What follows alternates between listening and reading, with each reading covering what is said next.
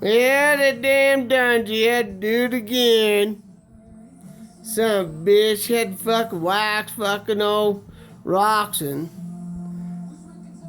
Old Tomac, he ain't fucking in there. About done with him. Yeah, I got the old bubbinators ready to go right here. They're all looking good and shit. I did a little bit of repair on that there KX110. Had to fix that there fender. Do a little NASCAR trick there. Fix that goddamn fender. Had to do some little shit here. And it's all good though. We're about ready to go ride tomorrow.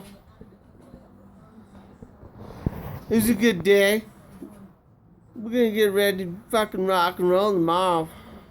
Get these bikes out and go rip some grip. I'll be talking to you.